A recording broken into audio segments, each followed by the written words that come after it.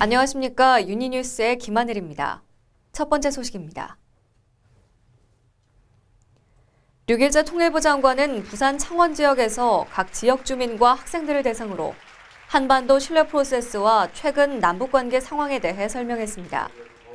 류 장관은 지난 27일 창원시 경남대학교 특강에서 남북관계 현황과 한반도 신뢰 프로세스라는 주제로 이산가족 상봉 연기와 같은 북한의 일방적인 약속 파기에도 신뢰를 쌓는 노력을 멈춰선 안 된다며 작은 것으로부터 신뢰를 쌓고 점차 큰 협력관계와 신뢰를 쌓아 발전된 남북관계를 만드는 과정이 한반도 신뢰 프로세스고 시간이 많이 걸릴 것으로 예상되지만 부모가 자식을 설득하는 마음으로 끈질기게 설득해야 한다며 원칙에 입각한 일관된 대북정책 추진 의지를 밝혔습니다.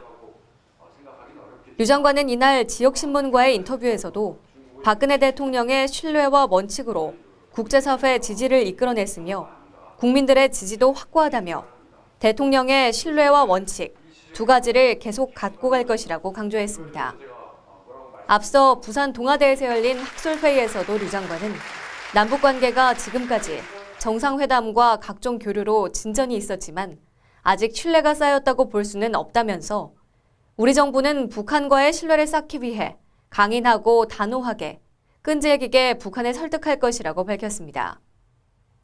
이어 북한과 약속한 것은 반드시 지키겠으니 북한도 약속을 지키라는 것이 현 정부의 신뢰 프로세스 기본 행동 준칙이며 이렇게 남북이 일관되게 행동한다면 시간이 걸리더라도 조금씩 남북관계가 발전할 것이라고 말했습니다. 개성공단 남북공동위원회 사무처가 30일 오전 9시 10분 남북 사무처장 간 업무 협의를 시작으로 본격적인 활동에 들어갔습니다.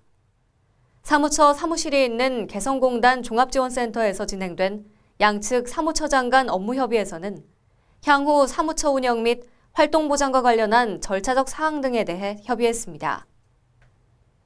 남북은 지난 24일 공동위 사무처 개소를 위한 실무협의에서의 합의에 따라 남측은 10명 이내의 공무원이 개성공단에 상주 근무하며 공동위 및 분과위 운영의 지원, 개성공단 운영에 관한 당국 간 연락 업무와 공동위가 위임한 업무 처리 등의 기능을 수행합니다.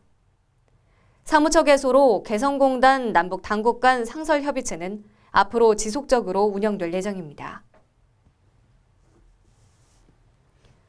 정부는 26일 통일부 장관을 위원장으로 하는 남북교류협력 추진협의회를 개최하고 세계보건기구의 북한 영유아 지원 사업에 대한 남북협력기금 지원안을 심의 의결했습니다. 이 사업은 세계보건기구를 통해 북한 영유아에 의약품 및 의료기기 등을 지원하는 것으로 북한의 취약한 보건의료 환경 속에서 어린이 질병 감소와 성장 발달, 모성 보호 등을 돕게 됩니다.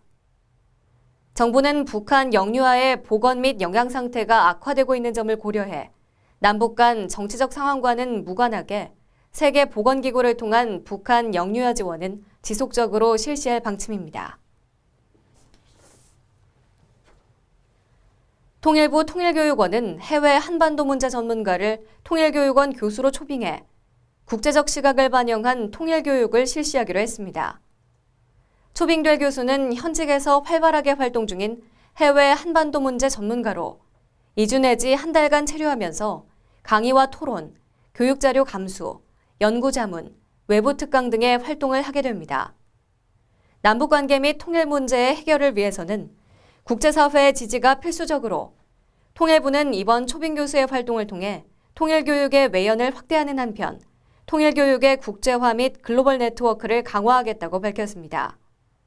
올해는 총 4명의 해외 전문가를 초빙할 계획으로 1차는 중국 공산당 중앙당교 조호길 교수가 초빙돼 지난 29일부터 2주간의 활동에 들어갔습니다. 북한은 현재 주민 760만 명이 영양실조로 3명 중 1명은 굶주림에 시달리고 있습니다. 여기에는 상당수 아이들도 포함되어 있을 텐데요. 아이들은 남과 북 모두, 즉 우리 한반도의 미래입니다. 남한과 주변 국가들의 많은 관심으로 아이들의 영양 상태가 하루빨리 호전되길 바라며 북한 어린이들의 하루 보내드리겠습니다. 고맙습니다.